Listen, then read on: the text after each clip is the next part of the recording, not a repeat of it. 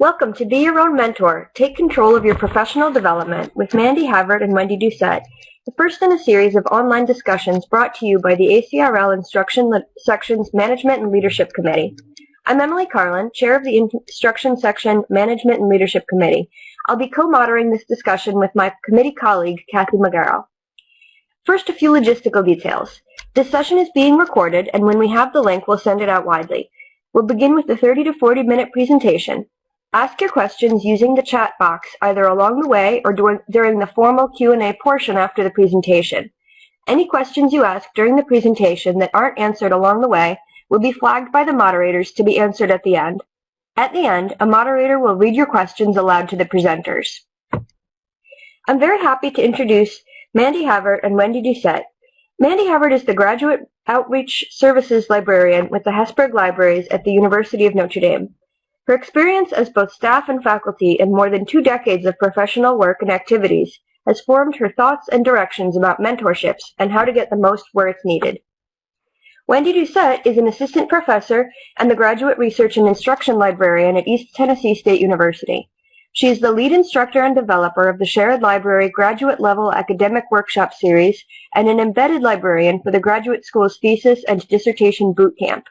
She holds an MS in Library and Information Science from Florida State University and a PhD from Stanford University.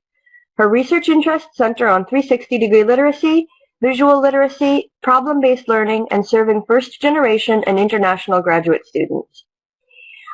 Thank you so much for speaking to us today. I will turn it over to you now. Thank you. Thank you so much, Emily, and thank you everyone for joining us this afternoon.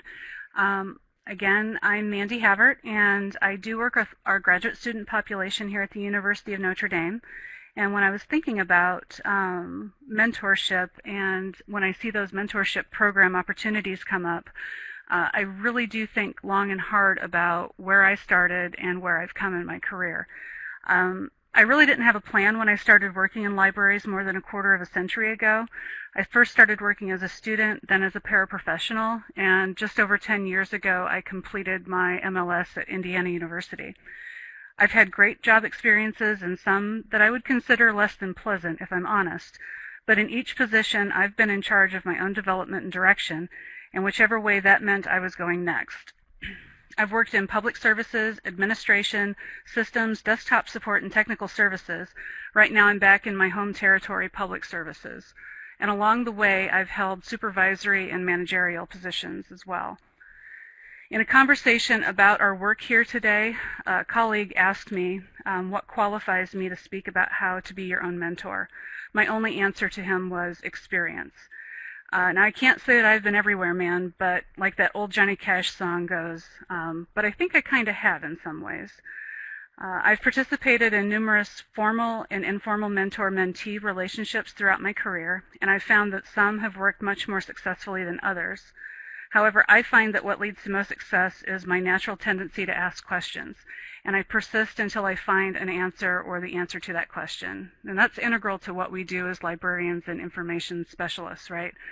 It's important to acknowledge the questions that you have and find a way to answer them. And I think that's the value that comes out of mentorships. So I'll say more about asking questions as we move through the talk, but I want to invite you to consider the one ground rule that I have for today, for our time together, and that's just please ask the question. So if you have a question, if there's a reason why you're here today, it's best to ask it. As you can see, there are others who are on the line with us, and Wendy and I are doing our best with ACRL to set up a safe environment here today for you to ask. So we say go for it. So, as we get started, best place to begin is in the beginning. And I think that all of us have heard that the journey of 1,000 miles begins with a single step, and that's an aphorism that's attributed to Lao Tzu. And so how do you actually begin that? You've taken that first step by deciding to be here today. You've decided in some way that you want to change, that you want mentorship, or you may want to provide guidance to others and know the best practices for doing that, or how to receive it. So you've loosely identified that there's something that you need or want to change in your life. And so where do you begin? A lot of us turn to a mentor. You can see on the screen here this highly recognizable character. It's Gandalf as conceived by Peter Jackson in his films based on the Tolkien novels. Gandalf helped guide many people through their journeys and self-discoveries in those adventure stories, and we might all hope to have a Gandalf of our own someday, even if we end up staring off the side of a cliff as a result of that relationship. Well, maybe that might not be the best option. So let's get to terms. What do you think a mentor is? This is your first call to action for using the chat box today. So Wendy and I would like you to share with us in the chat box what you think a mentor is. So as we start seeing your responses come in, I'd like to share a little story of my own experience in seeing mentorship in action. One of the best examples of mentoring I've seen recently happened in a restaurant on Chicago's South Side. If you're ever near Chicago's home of chicken and waffles, please do stop by and watch and learn how to be a mentor and a mentee all at once. From the moment my husband and I stepped into this restaurant last June, this restaurant identifies itself as upscale, and that was evidenced by the cars in the parking lot. We saw the magic of mentoring at work inside with the staff and the management. It was a very natural occurrence of what was going on. There were folks who were working as busboys. There were people who were definitely the hosts for the restaurant, but there was not one person there who wasn't helping another one of the employees make things go round. There was a magic that was going on, if you will. So no one really seemed to be in charge. What was happening was a reciprocal relationship of coaching. That table needs more water. This table requested more rolls. It was quiet, it was subtle, and they had that ability to work together and to help one another. The working relationships that they had were examples of clear communication and trust. This approach worked at Chicken and Waffles, and it highlights how success comes at all levels when we're there for a common goal and when we're seeking to move and improve ourselves to go forward. So as you think about what that mentor definition is for yourself, and also think about where you might be called to receive mentorship or to mentor others, keep in mind that level of reciprocity, communication, and trust that's necessary. So we're seeing things coming through. A mentor is a guide, a sounding board, an advisor, an experienced partner who's there to help you grow, an advisor or a guide, someone who can give you advice, somebody that shares their experience generously, someone who will answer your questions, someone who guides to the next step. A good mentor is someone who gives good driving directions. They take into account where you want to go and give directions in a way that you can understand. These are all awesome definitions of a mentor. We also reflect on what a mentor isn't. And I'm not going to ask you to necessarily fill that in, but some of the things that a mentor is not and that you might not expect to receive from a quality mentor is for them to be a judge or a reviewer. They're not there to give you a performance review in your work. They're not grading your successes or failures. Another thing is they're not clairvoyant. They can't read your mind, and so that's where the quality communication comes in. In that mentor-mentee relationship, the mentor is not the decision maker, and they are not the answer of hard questions that they've posed to you. Those answers need to come from you yourself as the mentee. So now we have another audience participation opportunity. There's a poll. And so we want to know where you are with mentorship in your life. Wendy and I would like you to respond using A, B, C, and D. We don't want any names. We don't want any recommendations or somebody calling out a terrible mentor by name here. But let us know A, B, C, or D. Do you have a great mentor? Do you have a terrible mentor? You don't have a mentor, but you definitely want one, or you want to be a mentor. And it's looking like we're heavy in the C boat, some in the D boat. So good for you, Barbara. That's wonderful. And we have some A boats. So I think it's awesome that some of you already have a great mentor. So we'll ask you to call on those experiences a little bit later too. For myself, I'm in category C. I don't have a formal mentor right now, but I want one. So some of the examples of mentors that you gave hinged on the advising and the sounding board pieces. And sometimes those mentors are really more of an informal mentor or someone who's in an advisory capacity that you touch back to. A formal mentorship is a formalized agreement, and we'll talk a little bit more about those roles here in a moment. So, and I'm glad and so happy to see people who want to be mentors out there. That can be a really rewarding experience. So, okay, roles and relationships. We've talked about who or what a mentor is as we got started. And to summarize, a mentor is a person with more experience in an area of expertise or practice where you would like to grow your own skills. When you seek out someone with this role and engage with them in a defined relationship, you have become the mentor or the protege. And protege is just a fancy French word for mentee. So one of the greatest challenges I've had when entering into a formal relationship or using some of the matching programs that our professional associations offer us is that I've entered into those not fully knowing what to expect. There have been some great descriptive emails that have gone out. In my own institutions that I've worked with, we've had some formal mentor matching programs, and they sound like a great thing, but they don't always work out. Sometimes they work out really wonderfully and result in great relationships over a long period of time. But I'm not sure that that's anybody's fault but my own when those relationships haven't worked out. Here are some thoughts on what you should expect when looking for a mentor. So we've talked about these a little bit, but a mentor will listen to what you want and what you need.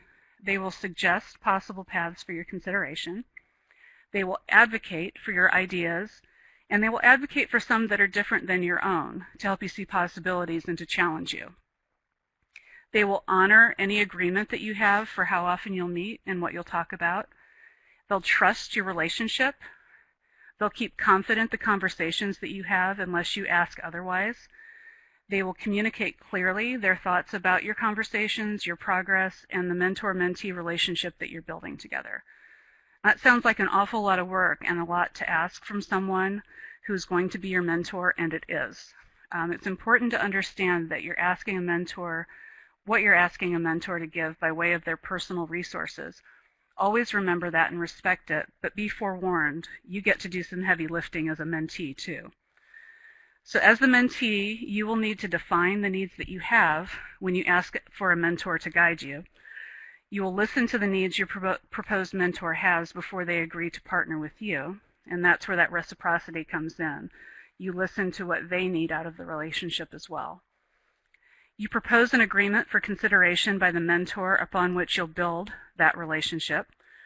You will honor that agreement for how often you'll meet and what you'll talk about in the meetings. You will do the work requested by your mentor at each of these meetings. You're there to grow, and they're there to guide you, so you will be doing that heavy lifting. You're there to request feedback on ideas that you have in the course of your relationship. You're there to trust in your relationship with your mentor. You will keep confident your conversations unless your mentor states otherwise. You'll communicate clearly your thoughts about your conversations and the relationship that you have. And you'll be on time for meetings and calls, and you will promptly reschedule the next meetings per the agreement. So unless the mentor volunteers to do the scheduling for your time together, that's on you. So that does sound like an awful lot. And so how do you actually flesh that out, and how do you manage that? So there's a process for this, and part of the process is identifying what it is that you need, what you think it will take to get there, and how you'll get it. Wrapped around that is all of the communication and soft skills that you'll be continuing to develop. And a lot of times, those are really the key to your success. Because this is a formal relationship, you'll be practicing these all along the way of that mentor relationship. So some areas of practice that you'll find just from entering into a mentorship, you will get better at giving feedback and receiving feedback. So if you're in a position where you're doing instruction day to day, but you want to move into an instructional coordinator role, You'll be called to be doing some supervision. You'll be called to critique the overall programs, and being able to have polished skills in giving feedback and receiving feedback are very important there. Self-directed learning is a skill that you'll begin to perfect on your own because your mentor may assign you something to read or a course to take or make these recommendations. A lot of times they won't be involved in that learning, but it's very much learner-centered activity that will be going on. You'll be learning to build relationships. Professional relationships with a mentor are very different from relationships that you have with your supervisor or the administration related to your position. You'll be building communication skills. You'll be developing better goal-setting skills. You'll develop effective listening skills, follow-through, reflection, which is key, and initiative. So all of these things are supporting skills for whatever the area of skill development you need when you go and seek the mentor. And overall, you will also be learning how to value differences. So we'll talk a little bit about how you select a compatible mentor for yourself, but you will also encounter times when you will be potentially at odds with the mentor. So if you feel that you need to work on some of these areas when you initially approach someone to mentor you, don't worry, you don't have to be perfect and polished with all of these skills that we just mentioned, but be upfront so that they know that you may make some mistakes, and maybe you'll be a little too exuberant when you schedule your meetings, and you'll want to have them too often, and they'll need to reset that. But remember that that communication piece is so very important. And if you're upfront saying there are some of these soft skills in communicating or in reflecting and sharing back what I'm thinking in a clear manner, your mentor will know that they can help you along the way, and they will be so much more patient for you. So then, who can help you? Who is your mentor? How do you pick one out? So identifying a person who has both the time and expertise can be really tricky. That's when the professional association matching programs can really be of help. But you do need to put some time and thought into identifying possible matches for your ask. So if you have thought about the type of mentoring that you need, list out what you really are expecting in that so that you can enter into that with full disclosure. Those mentorship programs have applications and they ask you for that information. And in the past, I think that I could have been just a little more organized in thinking about that. So the qualities and skills that a mentor could offer can be highlighted by answering a few questions. And this information will be available in a download directory that's listed at the end. So don't panic if you're having a hard time taking notes. Is the mentor inside or outside your department at your current place of employment? Are they inside or outside your larger organization? So if you're at a university, are they part of the greater university community? Are they inside the library? Is the mentor well established in their area of expertise? Are they someone who's a little further down the road that you're envisioning yourself upon? What's the existing relationship that you have with that person? Is it someone that's not in your current circle? It's okay if they're not. You just need to think about how you'll make the approach for the ask. Do your development needs require a lot of time? So if you're looking up the chain of administration to get some mentorship, if you think that you are going to need a whole lot of time, entering into that conversation and being clear on the amount of time that you are asking of that person is very important. Do you have similar or different working styles? And I've found that the working style question can be the make or break, much more so than a lot of other things in mentor-mentee relationships. So if you tend to be a very creative person who thrives on chaos and short timelines, but the person that you're asking to be your mentor is more of a methodical person who very much adheres to getting things done on a plan well in advance, that's something that you'll need those soft skills to negotiate. And do you have the ability to flex your style? if needed, so that you can get the mentoring that you need without creating a drain on your own effectiveness in that mentor relationship, as well as the ability of your mentor to relate to you.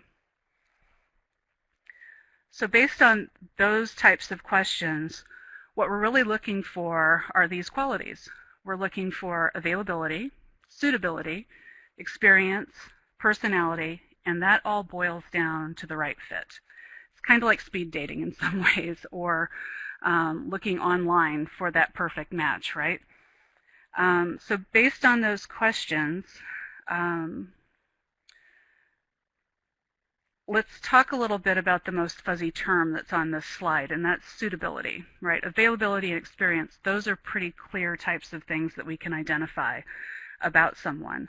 But suitability is the fuzzy term, and what it means is going to be different to each of us, right? So when you're looking at that, call back to that reciprocity question. Managing the relationship needs to be a 50-50 split as much as possible. That mentor-mentee relationship needs to be driven equally from the mentor and the mentee. So no one should really be doing more heavy lifting than the other one. Be sure that the learning that you're doing is active learning. That's how you're going to flourish best. So if there is a way for you to work through case studies in the area of development, if there's a way for you to practice building out new types of instructional design, make sure that you have active learning opportunities and that you have that critiquing that's going on. Make sure that you're focused on what that relationship is going to be like. Trust is essential, as is the understanding that any critiques or encouragement should not be taken personally by the mentor or the protege. So it can be extremely frustrating when you're trying to have a conversation with your mentor about not getting what you think you need from the relationship, and they're taking it personally rather than thinking about it more abstractly and foundationally about what's really going on in that mentor-mentee relationship. Make sure that it is a partnership, and to do that, consider an agreement. Yes, an actual written agreement. May seem very Sheldon Cooper from the Big Bang Theory, but even a verbal agreement of expectations, frequency of contact can explode or backfire. So make sure that you've got the expectations written down. And then also keep an eye to collaboration in that suitability piece. So you may be working on a research project, doing some form of assessment, and making sure that to the extent that each person is contributing to the research or any publication outputs, that there's an understanding that this is a collaboration, even though that mentor-mentee relationship is in place around it.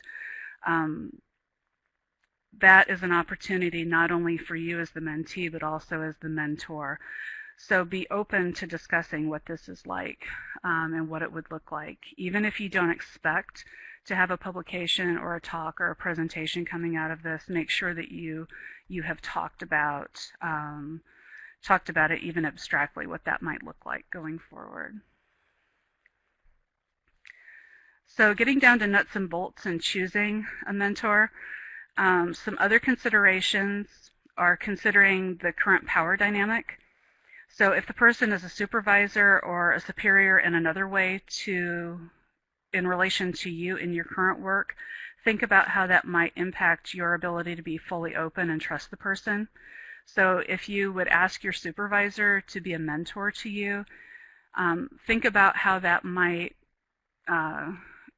come down at the end of a performance review period.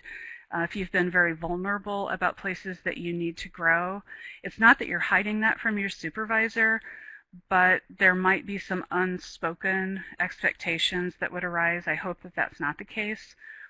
But always keep clear that a mentorship is not the same as a performance review relationship, so don't set up that opportunity for failure. If the person is close to you or it's very convenient for you to get to that person, think about how that convenience could spoil a structured relationship if you can just pop in and ask them something off the cuff. That's a very informal advisory relationship rather than a mentorship.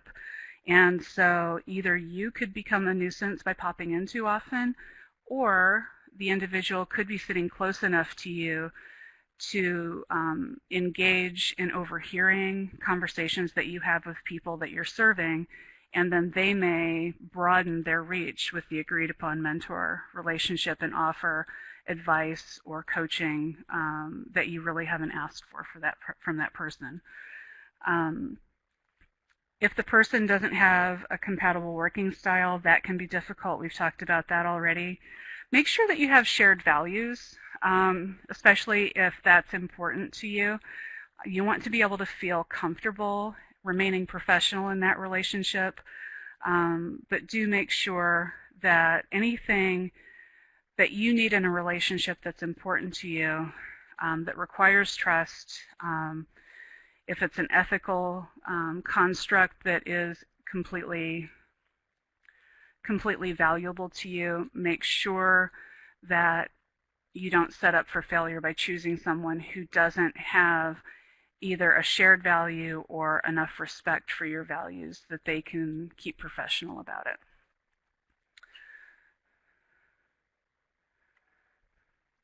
So the ground rules. We've talked about all sorts of things that you can expect to find or that you should watch for in building out the design for a mentor-mentee relationship. And so I did talk a little jokingly about an agreement, but the ground rules are so very important. And so when you think about a relationship agreement, we've talked about these just briefly. Be specific with the frequency of your meetings with your mentor. How long will you meet and how often? Make sure that you articulate that. Honor the schedule. So if you're scheduled to meet for 45 minutes, make sure that you start and you end on time. It can be social, to break your way into that, but you are there for a business purpose, so make sure that you stick to that schedule. Designate the official scheduler. I know I said earlier that's the mentee's responsibility, and I feel that very deeply, but it may be that the mentor has a really tricky schedule, and so if they want to be guiding that schedule, then that can be their responsibility too.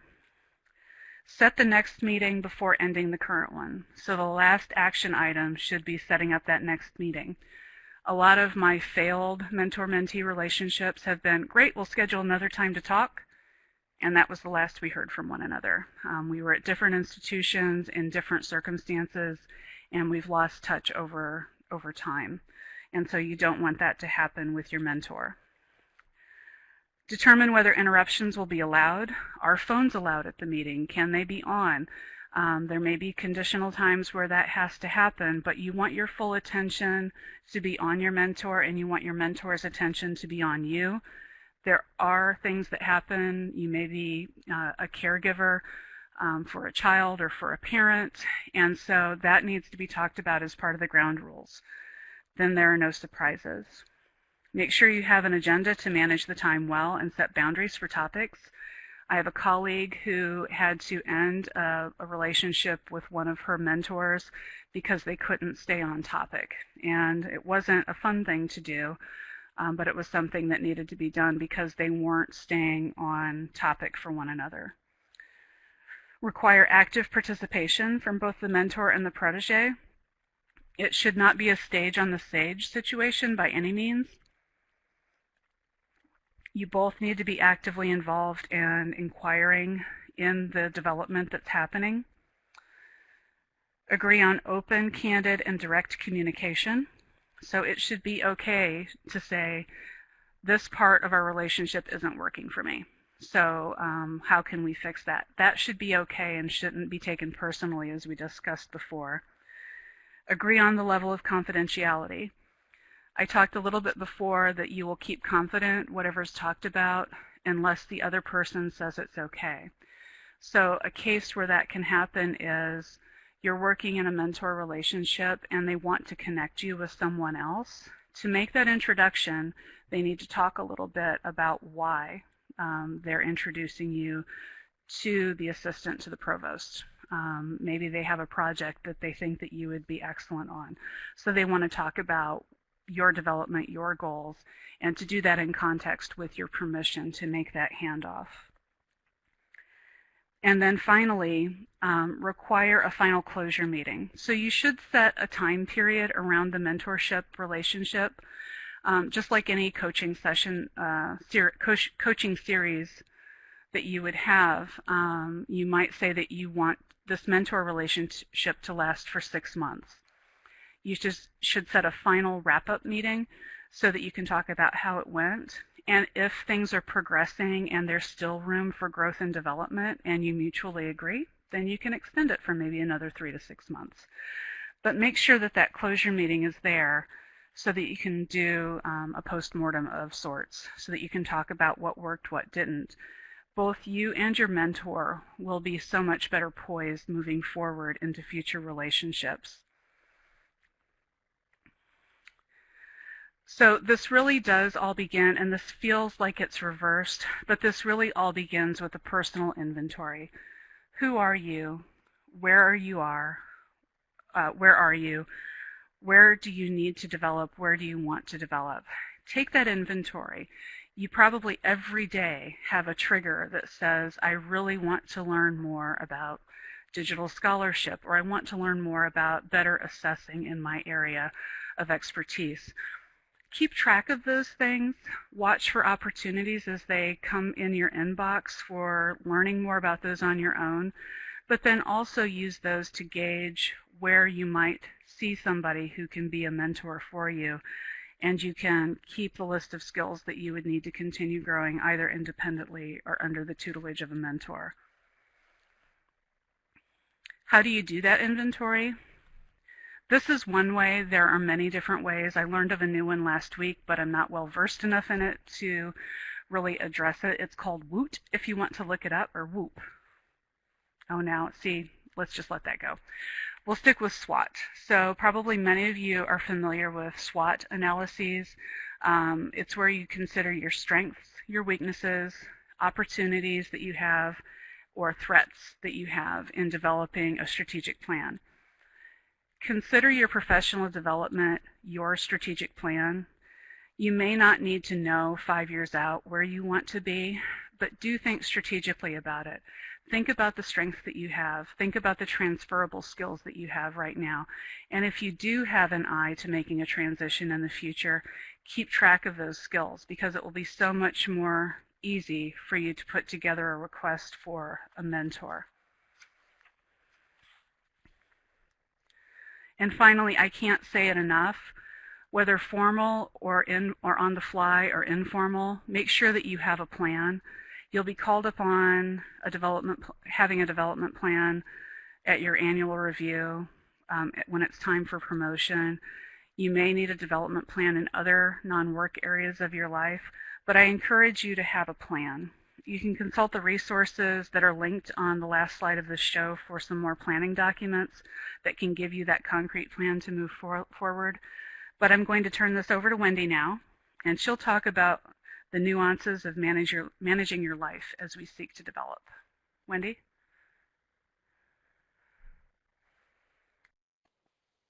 Hello, everyone. I hope you can hear me. Thank you for spending the day with us. Whether you do this process with a mentor, are a mentor, or remain a solo practitioner, our goal is for this process to be really about work-life balance and holistic growth. At every stage, you will continue to be your own coach, confidant, partner, friend, neutral listener, and therapist. If you can find other people willing to take on some of those roles, even better. But ultimately, it's your career and you remain in charge. So whether you're doing very little for yourself in terms of professional development, or whether you're on the verge of collapse from overwork, the goal is the same. We want to move away from the poles back towards the center, where everything is balanced and we're combining meaningful work and ongoing progress in an organic way. So, my fellow librarians, and probably my fellow academic librarians, and probably my fellow ACRL members, are there any relaxed, chill, type B people who take life as it comes and don't worry about it here today? If so, please type a B into chat. If you are highly driven, highly motivated, high-strung, type A, please type an A into chat. I'm going to have to put my own A in there. I am an assistant professor in the middle of getting tenure, which is one of the highest stress job situations you can experience. It's essentially 7 years of on-the-job probation, at the end of which you get tenure or you get fired. I have never done more professional work in less time and with more stress. And because of that, all my advice today is real life and road tested. So this quote from Annie Dillard may fill you with comfort or with terror. Either way, remember that in the history of people, no one has ever said they wish they'd spent less time at the beach. So, if you're going to live your life under fluorescent lights, there'd better be a good reason. We start our self-examination with a really big question. What do you value? Are you happy with your job? And when we begin brainstorming about our jobs, we have 3 main questions we want to look at from every angle. What am I doing now? What could I be doing? What should I be doing? And when I do this, it's 3 columns on a whiteboard. You use whatever message you like. What we want to capture is momentum, creativity, and desire. What would you really like to do? And do not kill the spark of anything you might consider a valid option. We will get into reality, but for now, let everything be possible. So, as you look at your whiteboard, what are the things you do well and really enjoy? Why is that? Is there a common thread there? On the list of things you don't like, is there a common thread? Can any be eliminated? If so, eliminate them. But it's probably likely, since this is your job, that many will have to stay. So try to reframe those from I have to I get to. This is a gratitude mindset which is immensely helpful and becomes a habit if you do it long enough. So here's a real life example. On Fridays, I like to have lunch with my husband. But tomorrow at lunchtime, I have to give a presentation on presentations to the thesis and dissertation support group on campus. But wait, I founded this group. It's my presentation. I'll have lunch with a group of grad students I already know and like. I'll get to meet new ones, and I get to talk to them live, which is my favorite thing. I get to do this, and I'll still see my husband when I get home, so my life is one continuous win. Seriously, the I get to mindset is a very real stress reducer, and I recommend it highly, particularly for the things you can't change anyway. So if you haven't done a self-assessment in a while, it may provoke the unpleasant existential crisis I call living with the ick.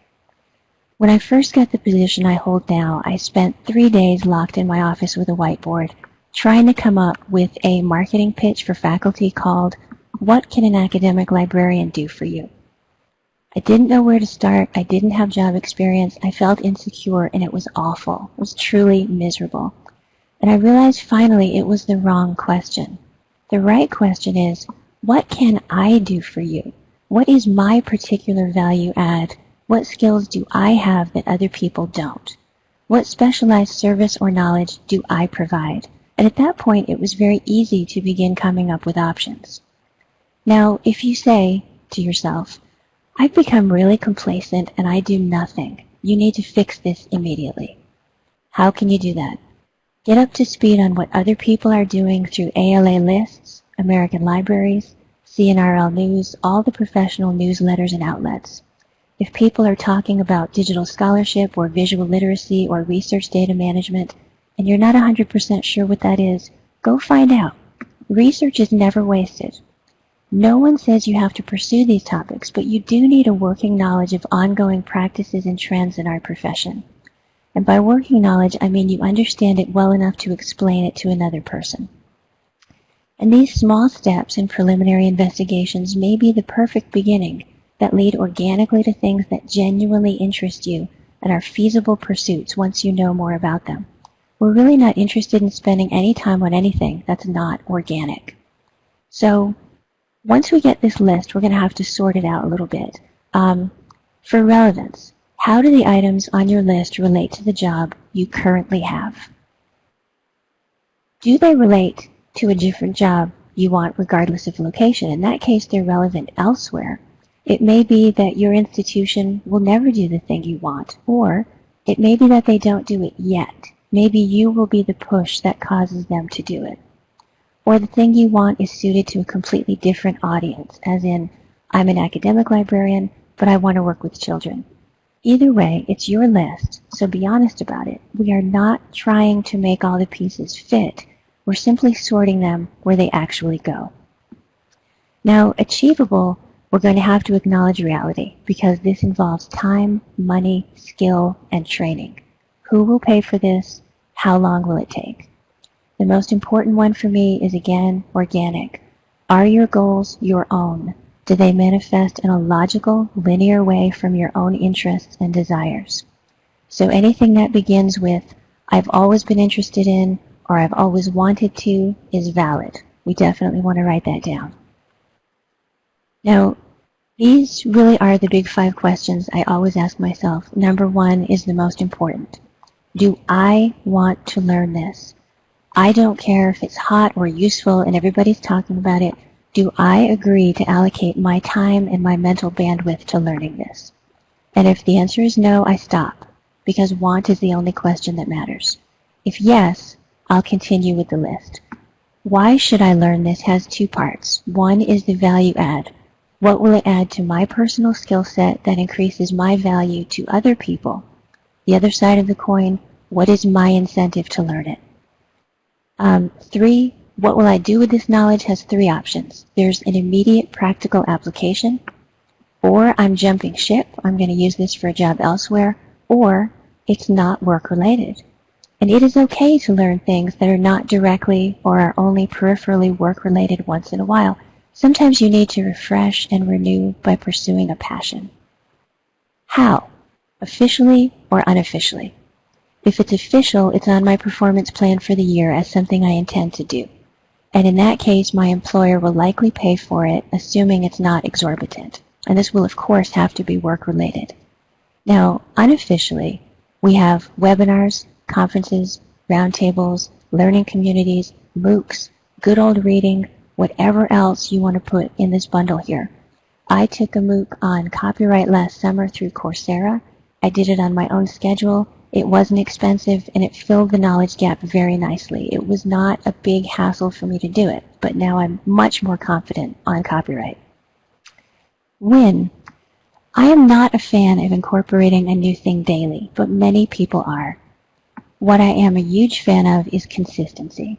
And for me, anything new that's going to happen will happen in summer or not at all. If your days are stable, pick a time. If your weeks are stable, pick a day. Monthly, when is realistic for you? Now, we have a document as part of this webinar called Setting a Baseline that helps with this questioning process, and it is in the link at the end. So, countless books on motivation, momentum, flow, deep work, time management exist, and they all have the same message: get moving. I am not in love with this one, but I will mention Jason and Jody Womack's 2016 book, Get Momentum, How to Start When You're Stuck. Motivation. What do I want to be known for? Mentors. Who can I learn from? Milestones. Pick 3 sub-projects, and I would call these small projects I can complete. It is important to produce tangible output and not remain solely within the realm of thoughts and plans. Monitor what things are happening that I can acknowledge. Now, you can think of this as assessment, but to me that word always sounds like drudgery and punishment. I'm thinking of reward, as in, yay, good for me, I did that. And modify, what one change can I make to keep moving forward? And I'd rephrase that as, how can I expand this progress or success and keep the momentum going? With regard to planning, the only system I ever use is Kaizen, K-A-I-Z-E-N, a Japanese word for an American idea that means continuous improvement through baby steps. Kaizen is change so obvious and incremental and minute that it's painless. Robert Moorer and many others have written on this, M-A-U-R-E-R. Now, I use Kaizen because I do not want complex, protracted, linear goals and plans. I already have that. It's called my life. New things need to be small and modular, so they'll hold my interest and be doable. I'm already stretched to capacity. I don't have time for a major upheaval, but I can take on a small thing, particularly one I've decided I want to do. And this is not 10 things simultaneously in the name of multitasking and efficiency. It's only one. Choose one thing and want to do it is the same advice I give all students. Pick a topic you genuinely care about and it will make the whole process easier. Now, once you've sorted out your list and your plan and your number one thing and you're comfortable with it, expand your circle to discuss it with a few trusted people. These people can be official or unofficial mentors, and they do not need to be in the same profession. Unofficial mentors, by the way, are called friends. I have many unofficial mentors on campus, faculty from other departments, who I talk to about tenure and how we should proceed with serving students and programs. These are connections you need to make anyway, and generally speaking, people are glad to help. If you want advice, they'll be happy to give you some. Now this part of the process is about telling the truth. To yourself or to someone else, tell the truth. You said you would do something. Did you? Yes or no? If yes, then what happens now? What is the next logical consequence? And if no, why not? And I want to be clear, this is not an on the hook, my dog ate my homework scenario. You're a grown person giving a neutral, truthful response. It turned out I didn't want to is a perfectly fine answer. In that case, let it go and find a new goal that's a better fit for you now. If you didn't manage to do it because a legitimate crisis occurred and you didn't have time but you still want to, keep the goal but schedule it differently. On your Outlook calendar or whatever tracking mechanism you use, build in when it can happen now. And if you see now that weekly was undoable, make it monthly or do it a different, less constricted time, like after finals or during the summer. If you want to do this, it's not a burden. If it is a burden, divide it into smaller pieces or re-examine it completely. Re-examine also what you did do instead. Were you genuinely overwhelmed? Or did you waste your time on nothing valuable? Or did you undertake something else that's list-worthy? You did do something. What was it? The previous slide was about the ear, listening and telling the truth. This one is about the mouth. Remember when you didn't have a job and you wanted one? You were very eager to talk about you and all the things you knew how to do. We need to harness some of that again. You could be sitting on the most fantastic, useful skill set in the world, but if you tell no one will know. You must open your mouth and promote yourself. You can supplement this with written announcements, but you need to have the words ready so you can pipe up during and after meetings or other live encounters. Many people are immediately uncomfortable with this, but remember, it's about promoting your work. If you are an asset, tell people that you are, what you do, what services you provide, and how you can make their lives easier. And if you notice, we just went from me to you, which is a shift most of us are very comfortable making. Now, I started with serious antipathy for marketing, frankly, nothing I like less, but I have flipped completely to the point where every year I teach a professional development class for the graduate school called The Art of Self-Marketing, and I help grad students get jobs. Do I want people to know we have a graduate librarian who adds value and helps students graduate? You bet I do. I tell everybody I meet about what we have to offer, and I ask if there's something we're not doing that they need. I speak at least 12 orientations a year. I do boot camp. I have workshops. And the more things I do and the more offerings I have, the easier it is to promote. I started with no programs. And when you have nothing, anything you add, no matter what it is an improvement. Don't be afraid to try something. If you want to know more about marketing in general, of course ACRL has a library marketing and outreach interest group.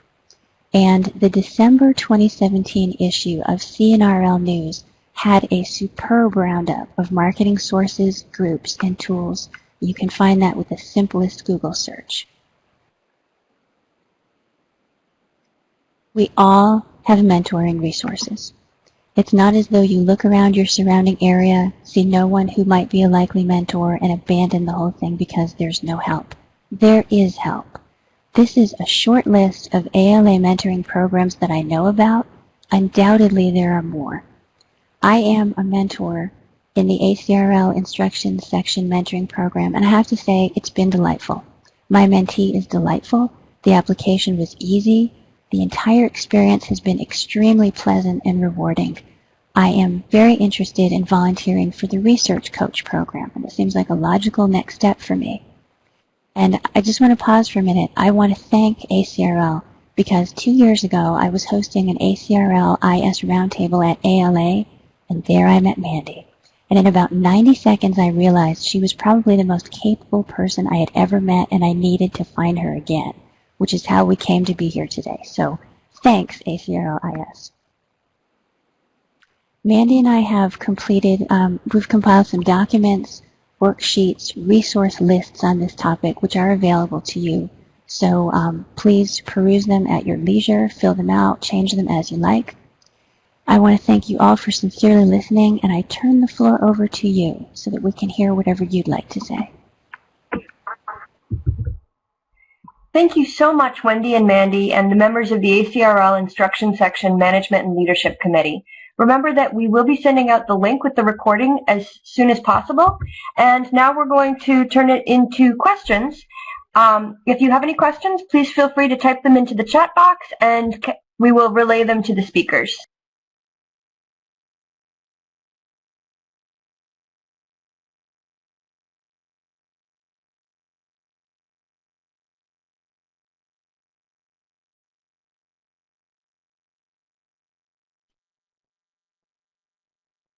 I can't hear anyone.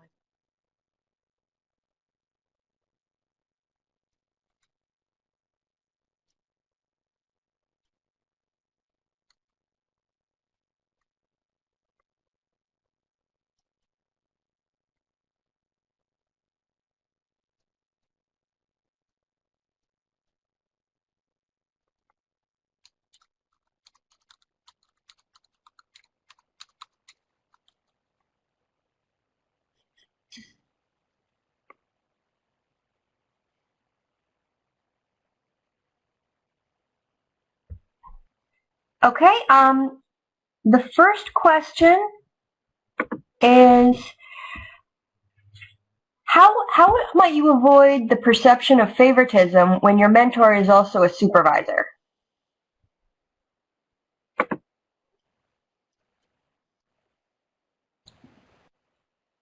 I'm going to let Mandy have that one.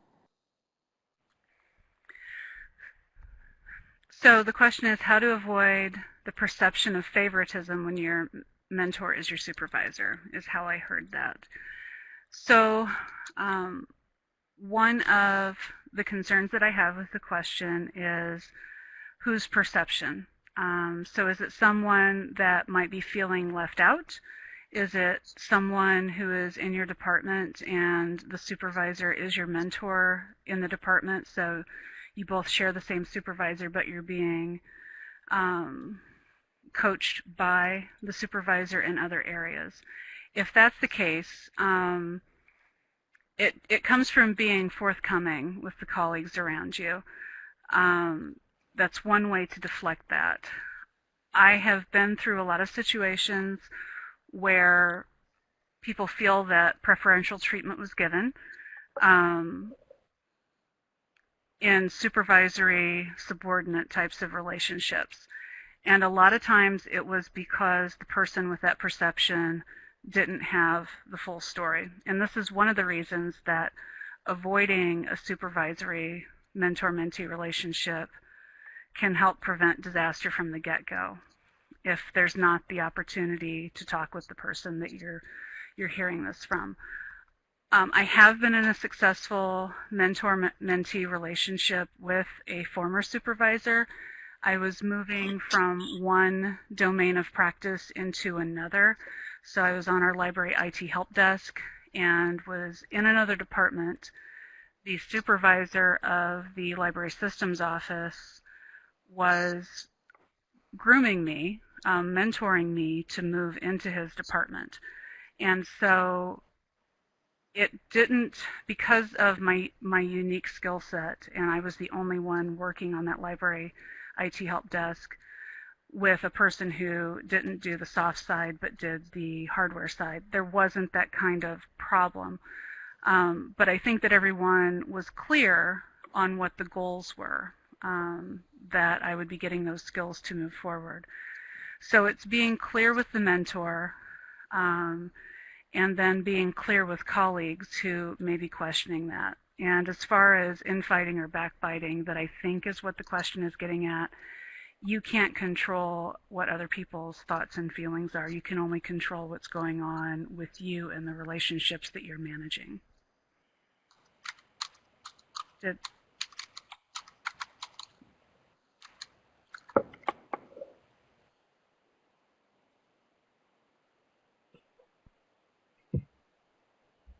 I think we might have time for one more question if anyone has one.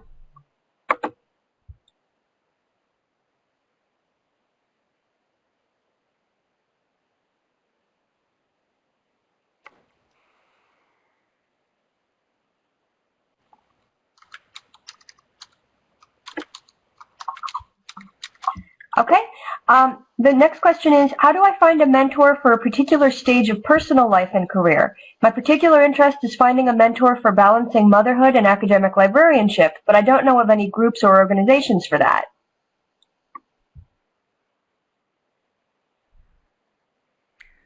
Well, this is Wendy, Wendy. I can try this one.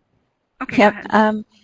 I have lunch once a month with 2 faculty members, and one is in nutrition, one is in education and at the graduate school, and we have lunch together. We talk about 2 minutes of business, and I wish we could write lunch off because of that, but we don't. But primarily, it's simply that we are approximately the same age, we are in approximately the same circumstances. They are what I would call unofficial mentors. So I'm wondering, Anne, if it's possible for you to find people locally where you are who may not be in librarianship, but may simply be in the same circumstances, and just say, you know, how did you do it? I'm not sure if there's an official group. I mean, undoubtedly there is somewhere, but the best help that I've gotten and the best connections I've made have been from people who it just happened. We organically said, wow, you know, we have a lot of things in common. Mandy, did you have something more helpful than that? So depending on the size of Anne's institution, we do have an internal program here at our library that's called a buddy program.